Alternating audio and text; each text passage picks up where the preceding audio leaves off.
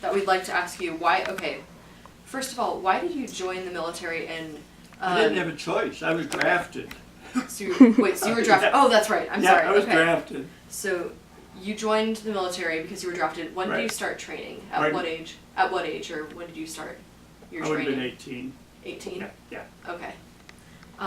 Also, if there were any memorable interactions with locals in Europe, could you tell us a little bit about that, or when you were serving over there?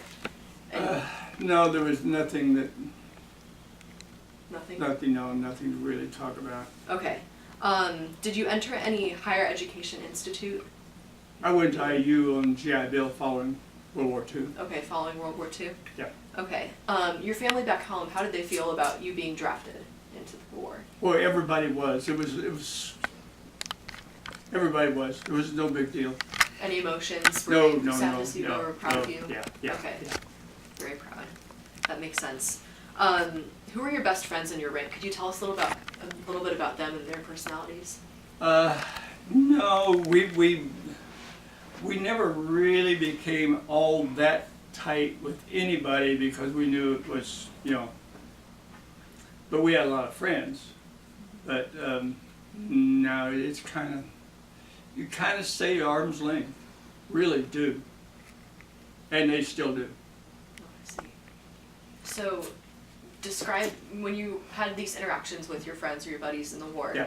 Can you describe what a day in the life over there would be like? Can you walk through your schedule if you remember? There was no schedule. No schedule. Did you have any set? Well, while you were training over there, did you have stations where you would just? What would a typical day be like if there was anything that? Well, we were in combat.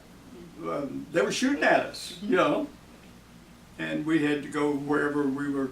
We were supposed to be on the front lines. We were triage unit, which is the unit that accepts and tries to get them back to the field hospital alive.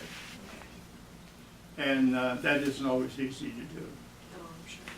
But that was our function. A triage unit is to get them back to the field hospital, and we had two physicians that were part of our group too, and there was times that we had to do major surgery right there in the middle of everywhere. So it was, things it's hard to talk about. Okay.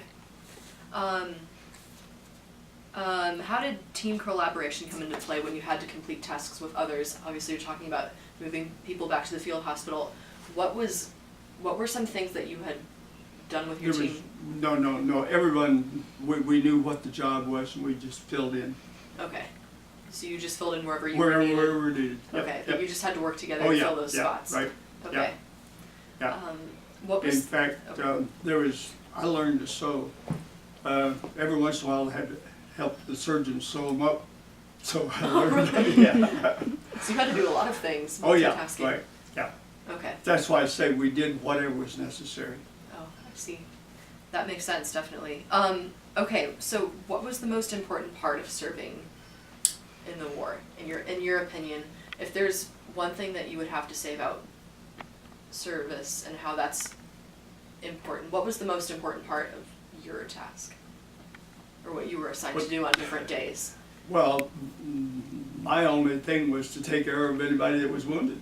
If they got shot, it was my responsibility to do what I could to try to save them. I see. That's all. Okay. What was the most challenging part of your position? Was there anything besides obviously transporting people to and from, but what about that was challenging? If you're not comfortable with this question, then you don't have to answer. There was nothing. It was just get the job Yeah, done. And, right, yeah. Okay. Yeah. Do you remember any humorous moments during your service, or Any anything what? that's humorous moments? Well, yeah, like I was telling you, my best buddy, we were going through Germany like crazy. This was toward the end of the war. And we got my commanding officer, I think I told you, was OBGYN from New Jersey. And evidently couldn't read a map. We were always given our coordinates where we were supposed to go next.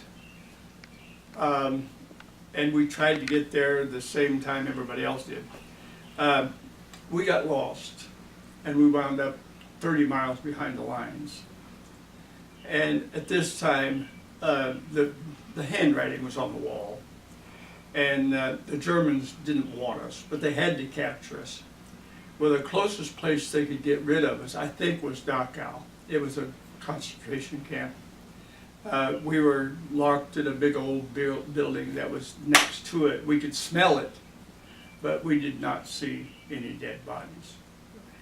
And when we were going to be captured, one of my best buddies was a Jewish boy. He was about 4 years old when his parents made it out of Germany. And your religion's on your dog tag. And Joe was petrified. They're going to spell it out me. I'm German, I'm German, I'm German. I said, Joe, I don't speak German. I don't even know how to make the sign of the Star of David. We'll switch dog tags. I said, oh, we can't do that, we can't do that. Well, we finally did. The Germans didn't check our dog tags. They didn't even go through our ambulances to see what we had in them. They just took off because they didn't want to get caught with us. And it was, so I kid all my friends, Jewish friends, that I was a Jew once. I went into the concentration camp as a Jew, but I came out a Gentile. We switched dog tags back. That's just fascinating. When you got to Dachau, you told us a little bit about this, but your first impressions once you got there, were you struck by anything that? No, the only thing we do, we could smell it, that's all. The smell? Yeah, Okay. yeah, we didn't see anything. Okay. What was, again, if you don't feel comfortable with this, when was the scariest moment of your service? Were there any moments that frightened you? Not really, no, it was just, Get the task Yeah, done and do what you had to do? yeah. Okay. How have you passed down memories to your family through of your service? How have you passed those down? Or like you said, do some people Yeah. not talk about it? Yeah. Oh, yeah. No, my family has lots of everything. I liberated quite a bit of stuff. See, I was a medic, and it was my job to get them back to the field hospital. And there was lots of stuff laying around in Germany that needed to be liberated. And I shared with the people back at the field hospital, and they were very happy to help me ship back the boxes. Because at the field hospital, I could send home the boxes from the field hospital. I couldn't from my unit.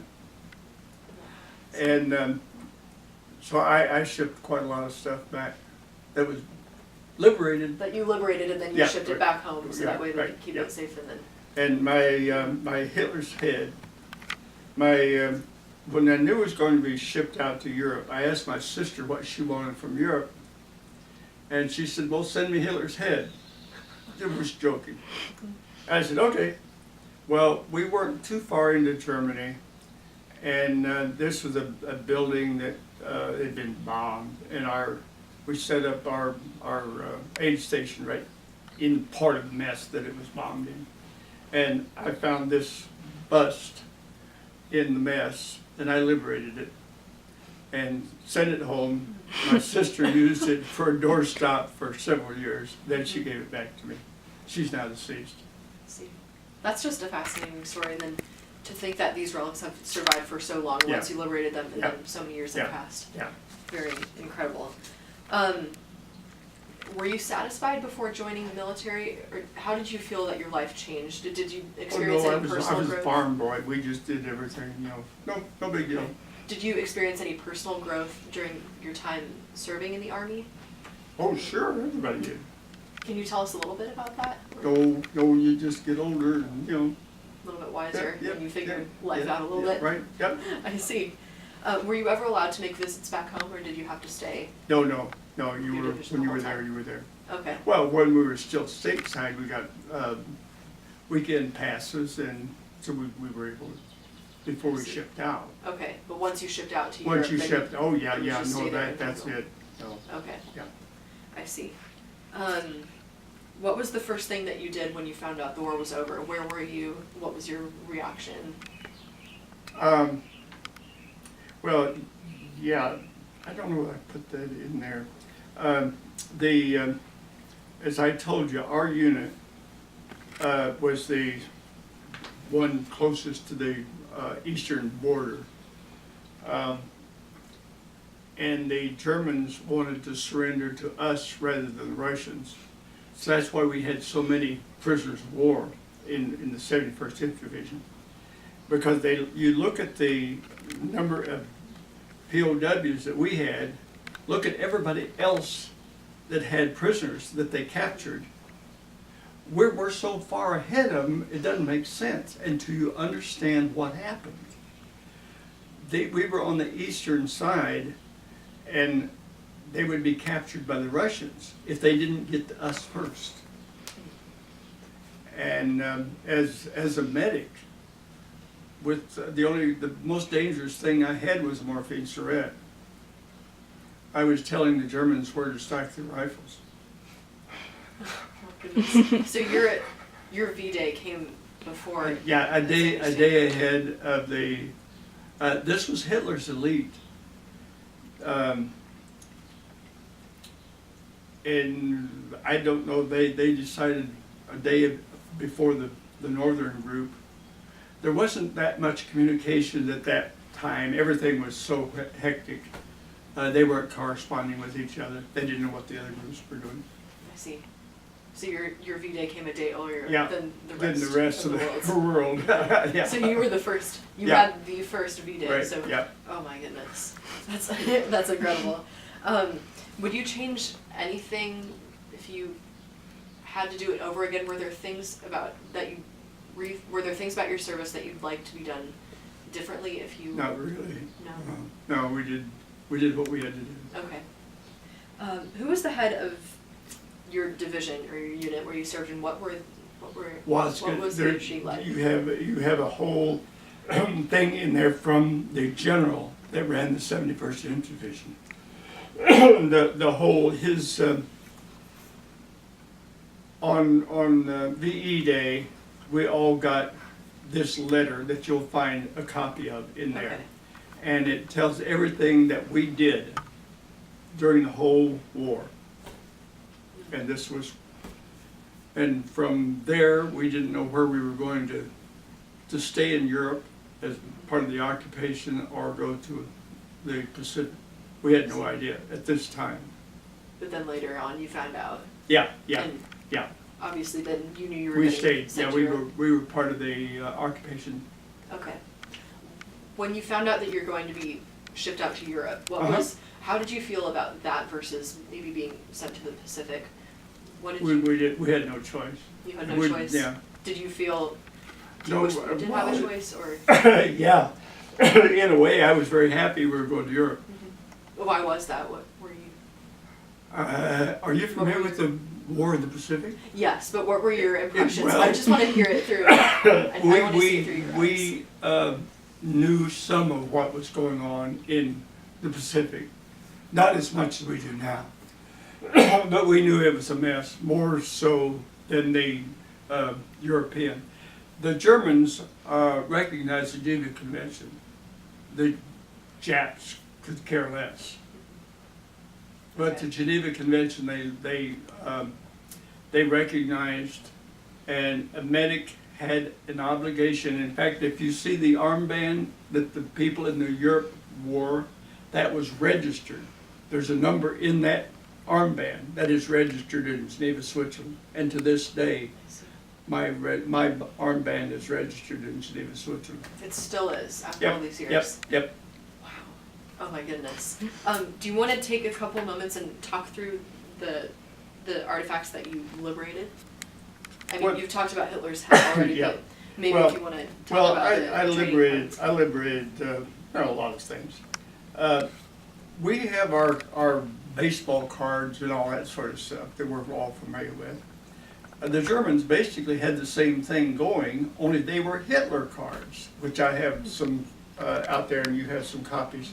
Do you mind if I No, interrupt you, no. Shelley? Thank you. but there is a story on the back of each one of them. On a lot of our cards, baseball cards, there will be a story on the back of the card of who it is and what they're doing and all their, Well, the Germans did the same thing, only they were promoting Hitler. Oh my goodness. So we're doing the same thing they were. So this was just all part of their Oh, propaganda. sure, and sure. What else was there that struck you as interesting about the way that the Nazis promoted their cause, or what their goals were Well, through they propaganda? were, they had no choice. You either did or you went to camp. So they would put anybody who was anti-Nazi, Jews, homosexuals, gypsies, right, and yeah, everyone who was who they would consider as anti-Nazi or Right. anti-Aryan. And see, and a lot of people that they had in the concentration camps, some of them were not Jews, but they were work camps. They needed them they were slave labor. It was slave labor camps. Right. And the girls who got pregnant, it was great. They were going to raise a child for Hitler. It's fascinating, and then that's just such a different concept Yeah. back then in Germany versus Right, what it was right, in America right, at that time. Right. That No, it- if you got pregnant, that was all right. That was great because you were going to raise a child for Hitler. Right. Oh my goodness. You it's probably different. haven't heard that one before. No, it's interesting to realize that back then those children were being raised under that influence. They Oh, didn't yeah. know any different from Yeah, their right. No. They This just- that was how- that was it. this is how it was being done. I see. Did that make you appreciate the freedom that you had in America once you were over there? And Well, I had no idea that this was going on. The Hitler youth and the Hitler babies that were raised, they put these in a lot of nurseries and raised them. Not the mother didn't raise them. They were raised, and you won't find much of this in your history.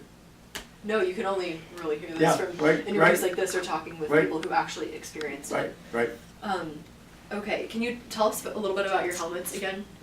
Oh, the first even go over helmet here. there is the one that was issued to me in the United States. And I wore it all the way through, Here. Oh, here, do you want to No, stop make for a it second? easier. We can even Yeah. move over here and Yeah. talk about it. Do you want me to bring them over, or do we want to stand up and, how would you like to go about Let me this? just I can lower hand it this. to you, or? whatever. Okay. It might work if we stand over here and talk Oh, about that okay. a little bit, if that's Okay. okay. Thank you. But this is my helmet that I was issued just as we were shipping out for Europe. I wore it during the war. It was given to me at Fort Benning. That was where we were shipping out from.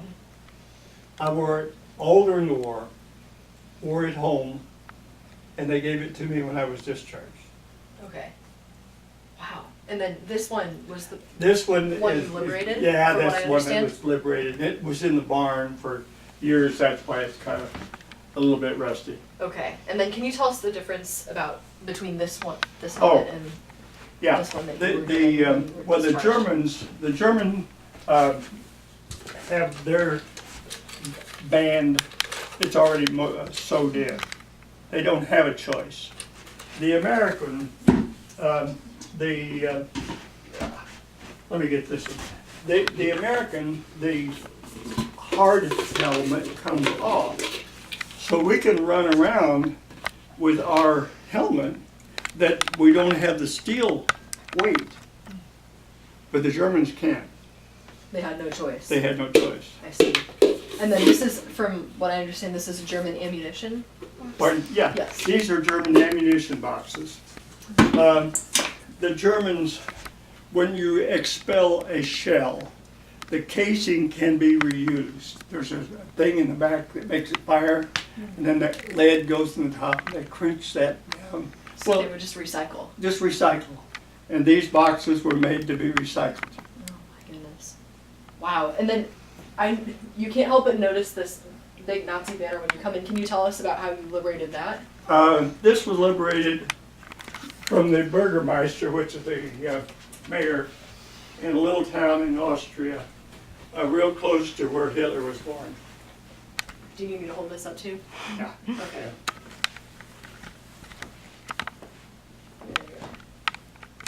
So you can see. Okay, yeah, I got it. Okay. Wow. Oh my goodness. And then you have memorabilia over here. Oh too, that yeah, you well liberated. that's, matches I and pennants. occasionally do schools and this sort of stuff, and this was made up for a school display. Okay. I see. This one, this is Hitler's home.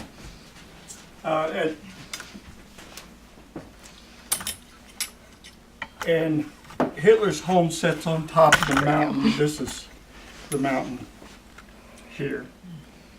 And his home is down below, and the eagle's nest is on top. Hitler's home was bombed, as you can see here, and that's me sitting in front of Hitler's home. Wow. The eagle's nest was not damaged. It's a tourist attraction now. Right. It was not damaged during the war, but now No. people come in. Oh yeah.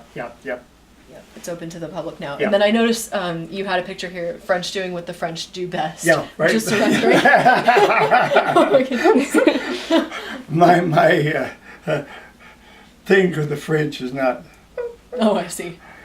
And Uh, these pictures here, these were Oh taken yeah, well that's in Germany, that's or were they taken in different countries? No, that's they're part occupied? of part Okay. of these. I see. And can you tell us a little bit about your speaking engagements nowadays and how you are remembered for your service? Well, every once in a while we have a session with the with a class. In fact, you have a couple things in your brochure there. And we go through World War II, and it's.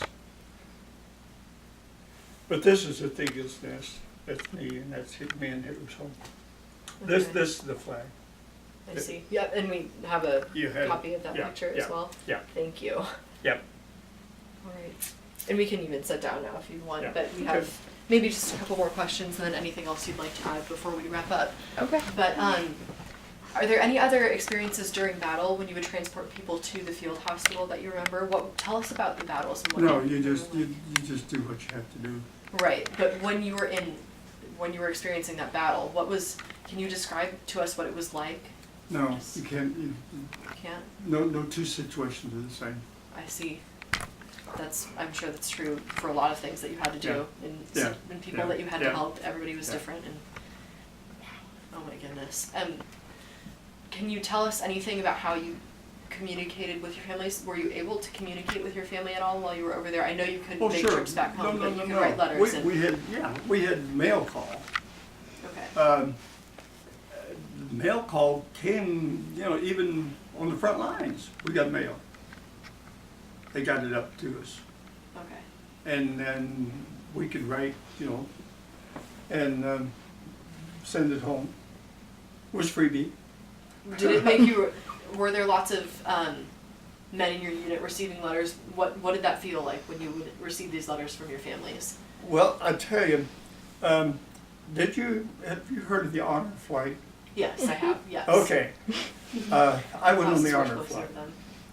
I didn't realize what they were doing. Before we went on the honor flight, they had talked to a lot of the clubs and a lot of people to write us letters.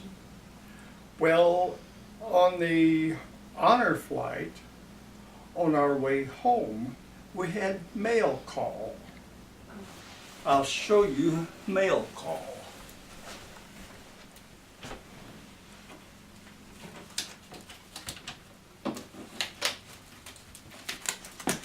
So you were the one This who is- went with Sam?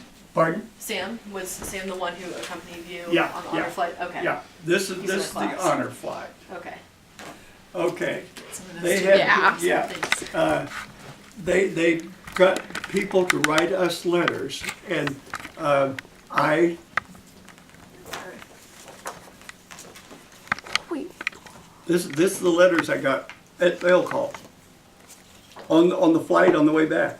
My goodness. So it's hilarious, some of the stuff that the kids write, and that's from the From the governor? governor. But these are these are the real things that I just. But it's funny. But this is mail call. That was mail call, and that would be what it would be like back when you were in Oh, service. sure. What? Oh, that's amazing. No, it was. I had no idea what they were doing to us, but it was fantastic. The mail call and the whole program of the honor flight was unbelievable. What they were able to do. It was. That's a day to remember for sure. Oh, it was unbelievable. And they conned a lot of, see this picture is of me. They told us that they wanted a picture of us. Well, I didn't know what they wanted. And they wanted a picture of us in uniform. And I couldn't find a good picture of me in uniform. Well, this is a picture of me in uniform, all right. But this Want me was to hold it while you talk? this was shortly after the war. I got a pass, a 3-day pass to Switzerland, and this is in Switzerland. That's the Alps in the background. Really? That's amazing. So did you have any other excursions like that while you were Oh over yeah, in yeah, Europe? yeah. So you went to you'll the see- Alps and Yeah, see, everybody in the unit had the same size picture. I see. And they conned people into doing them. See, this was done by Walgreens. And all of our hats were done by 3M. They conned major industries to do different projects for us. And it was unbelievable. It was fantastic. Oh wow. But- That's a great thing that you had a wonderful experience. Oh yeah, I'm glad it that you had was. that- And see that the chance to the see letters, and all that stuff that some of the kids wrote were just hilarious. Lord. There was this one down here too. Carmel has Holocaust Remembrance Days. Back about 8 years ago, the man who and you have a copy of it in there. Okay. The man that was the keynote speaker, they carried the spiel on the Carmel Channel, and he said someday he'd like to thank the 71st Infantry Division for saving his life. And I saw it, called the mayor, and he said, oh yeah, he has a daughter that lives here in Carmel. So I called the daughter, and he lives in Dearborn, Michigan, and the 71st was having a reunion in Harrisburg, Pennsylvania. And I called him, and we decided to go to the reunion together, share a room, and we've shared rooms at conventions ever since. And